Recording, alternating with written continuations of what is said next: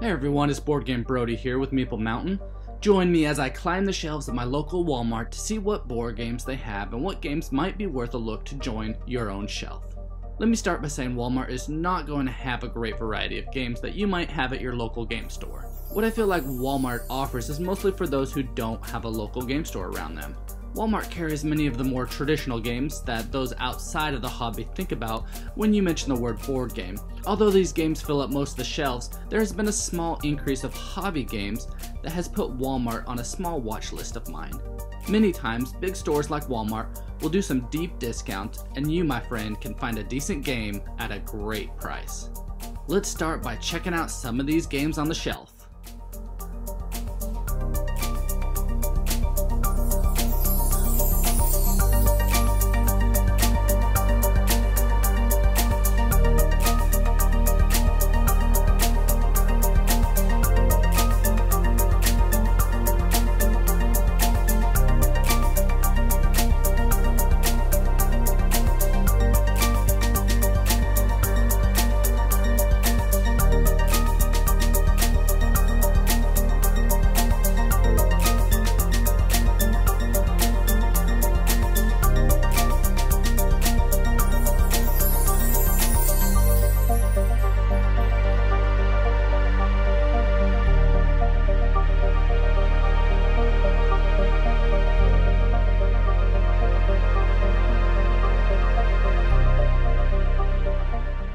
As you can see, there might be a lot of games that are of disinterest to you, but there were some surprises.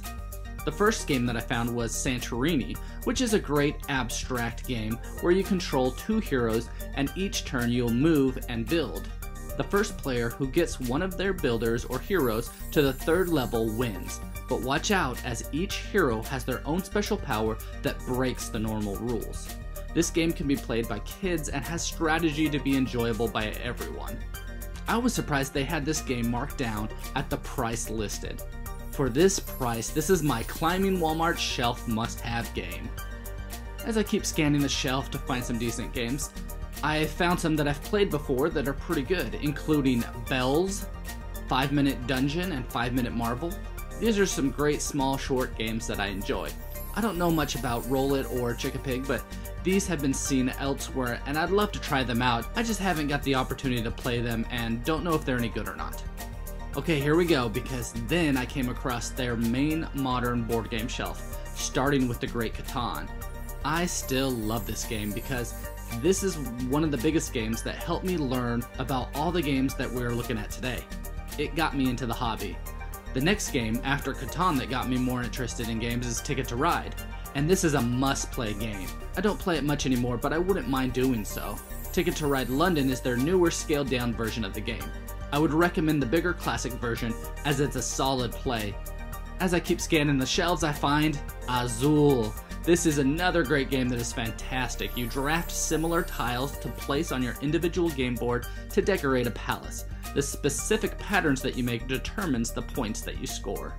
Walmart seems to have also upped their party game section. One of my favorites, One Night Werewolf. They have also new versions of Flux, Trash Pandas, and some others that I'm not familiar with. I've heard some great things about the Chameleon, but I've personally never played it before. If you haven't played Codenames, that and One Night Werewolf would be my party game purchases here. Codenames is a team game where one of your team members gives you clues in hopes that you guess all the secret words marked for your team.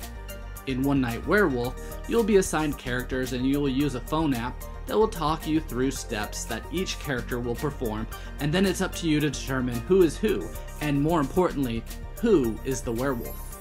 One of my biggest surprises was to see Rise of Tribes on the shelf. This game was on Kickstarter not too long ago, and I would love to check this game out, but again, I don't know much about it because I haven't played it.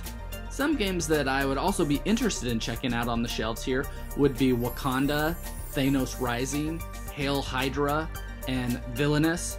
These games seem to be accepted very well, and I'd expect that they are good games to play. I'd watch some reviews to see if it's a game that you'd end up liking though. Villainous is one of those games that they have made more and more expansions for, and it's a game where you play one of Disney's villains. Each character has specific decks with allies, items, effects, and conditions. Each player uses their cards to fulfill a unique win condition for that character. Everyone obeys the same rules, just using their own deck of cards. The last game that I'm going to mention is Betrayal at House on the Hill.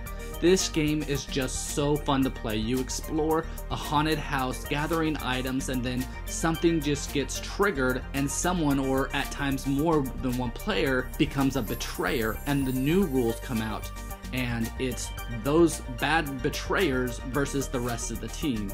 It's a great fun game, and at times it can get confusing as to what the actual rules are on some of the situations that you find yourself, but it's still a great game and I still enjoy playing this.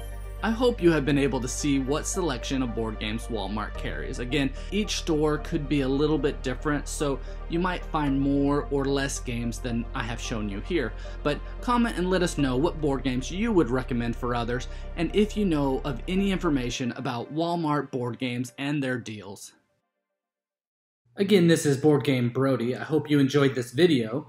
Stick around and check out some other board game reviews to see what you might want to get to the table.